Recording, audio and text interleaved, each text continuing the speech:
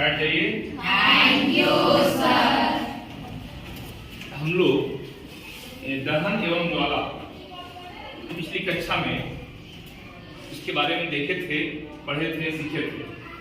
तो उसी में एक टॉपिक है ज्वाला, जिसे इंग्लिश में फ्लेम कहते हैं।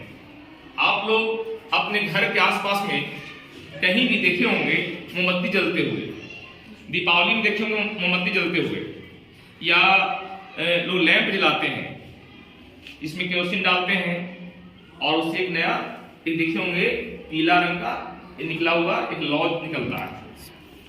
तो वही ज्वाला है, इसे इंग्लिश में फ्लेम कहते हैं। तो आप देखेंगे कि मोमबत्ती में ये मोमबत्ती है और जब जलाते हैं तो क्या होता है, इस देखिए इसमें एक फ्लेम निकलता है, इसे ज्वाला कहते हैं। और इसमें देखिए सबसे गर्म भाग देखे होंगे, सबसे ऊपर में नीला रंग का होता है। कैसा होता है? नीला।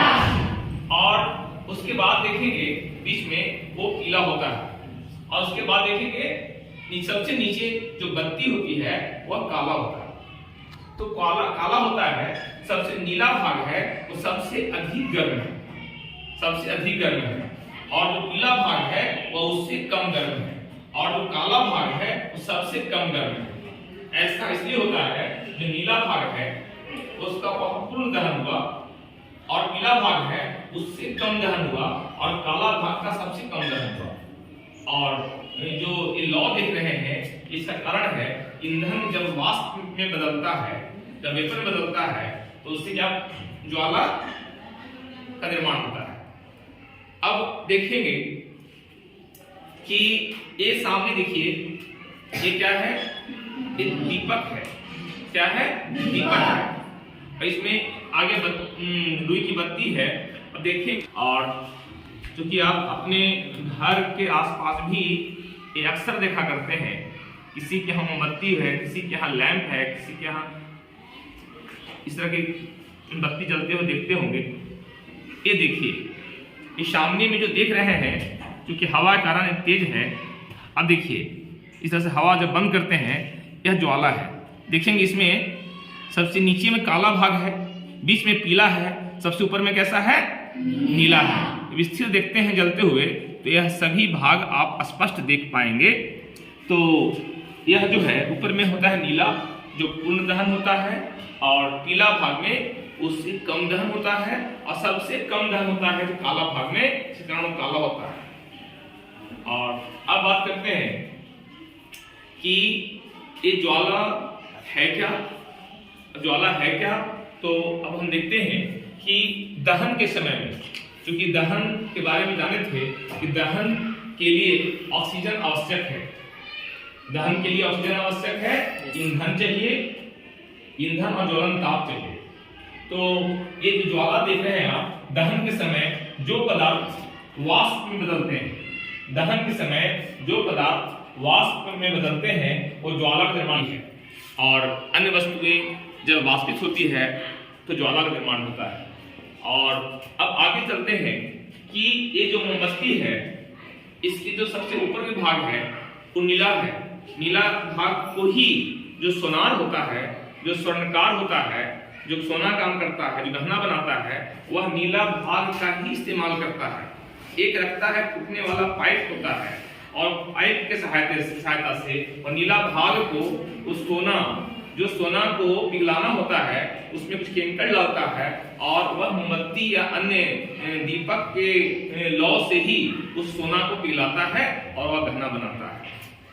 अब आसपास देखिए हम घर में, कि और बताइए, कोई बता सकते हैं कि ज्वाला कहाँ कहाँ देखे हैं? आप ज्वाला देखे हैं घर के आसपास में कभी चलते हुए?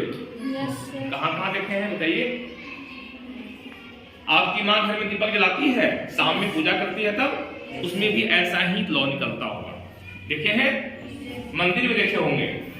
तो इस तरह से आप घर के आसपास में देखते हैं। अब आगे चलते हैं कि आपकी माँ बनाती हुई काजल, आपकी माँ बनाती होगी काजल। काजल कैसे बनाती है मम्मी आपकी, वो देखेंगे कि दीपक को जलाती है और उससे बहुत ही कम ऑक्सीजन पास करने देती है और बर्तन से ढक देती है, और तब देखते हैं कि वह जो दीपक जो है, जो सरसों तेल है या जो भी जल रहा है, उससे जो लौ निकलता है उसका अपूर्ण दहन होता है और उस बर्तन में एक कालिक के रूप में आप देख पाते हैं। और वही कालिक को आपकी मम्मी काजल बनाती है और जो आप आंखों में लगाते हैं आपकी आंख की सुंदरता बढ़ती है और साथ में आंख को स्वच्छ रखने में वो मदद करता है, ऐसा आपकी मम्मी मानती है। अब कोयला देखें जलते हुए, आप लोग कोयला जलते हुए में क्या उसमें लौ निकलता है? तो आप ये जानने का प्रयास किए आखिर ऐसा क्यों उसमें लौ निकलता नहीं है, जब मोमबत्ती जलाते समय उसमें लौ देखते हैं, दीपक में भी लौ देखते हैं, ऐसा क्यों? क्या आपके मन में ऐसा सवाल आ रहा है?